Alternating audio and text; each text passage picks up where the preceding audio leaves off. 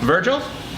Dick Goddard, is there any way to put into words the legacy, the accomplishment, or do you just throw out every yardstick there is when you discuss Dick?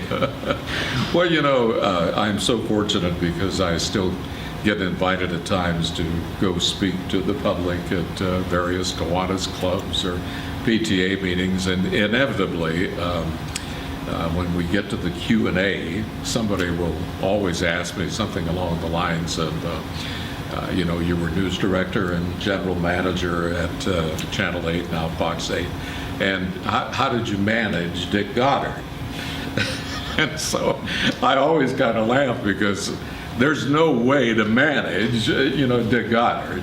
Dick is just one of the most wonderful human beings at all, and in all the years we were together, 21 years, I, as his manager, never once told him what to do because, he is the ultimate professional.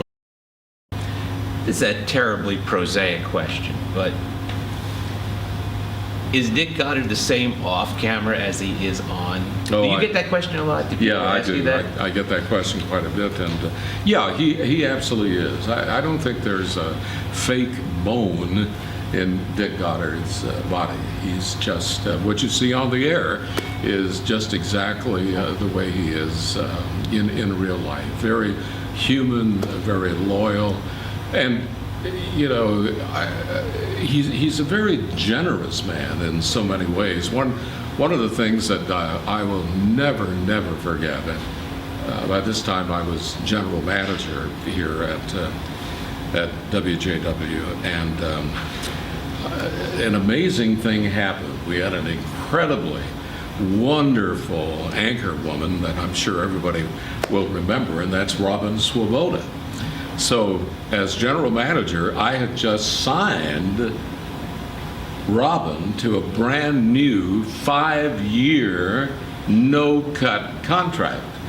So a month after I had done that, she comes up to my office and she's a bit flustered and she says, Virgil, I need to talk to you about something. And what it was she wanted to talk about was she had gotten an offer to become a host on what was to be a nationally syndicated show. So I tried to reason with her. I said, Robin, my goodness, the fatality rate of syndicated shows is very, very high. You've got everything here. You've got security. You've got a long-term contract. You're making really good money. You're with people who truly love you, and the audience loves you. But anyway, to make a long story short, it was just her burning desire. She had to go try this national job. So I did let her out of her contract. So then what happens? A few days later, up to my office comes Dick Goddard. And I don't even know if Robin knows this story. But Dick was so upset that Robin was leaving. He said, Virg, we just can't have that happen. He says, here's what I want to do. Take some money out of my contract and give it to her. To last that long, they've got to like you. And they like you, obviously. Mm-hmm. But they've also got to trust you. Oh. So with this comes not just a personality, there has to come knowledge. Yep. There has to come a trust factor that people put into the family extends to the viewers. They feel Absolutely. like but they still have to know whether they're going to get their car out of the garage the next morning. Absolutely. Well, I think the word there that describes Dick better than any other is commitment. I can't even think of the number of times where if there was just the hint of bad weather, I wouldn't have to call him. Are you kidding me?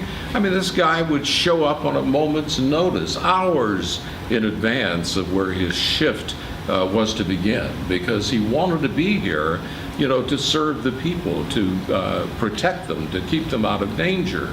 And of course, you can't help at this moment in time with this momentous event of Dick Goddard finally retiring, recalling the blizzard of 1978, where, my gosh, it was absolutely horrendous.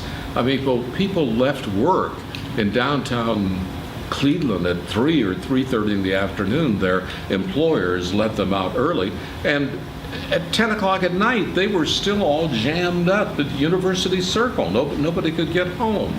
And Dick Goddard, you know, I never will forget him. Absolutely tireless, absolutely on the ball in front of that camera, performing like, you know, he'd only been hit an hour.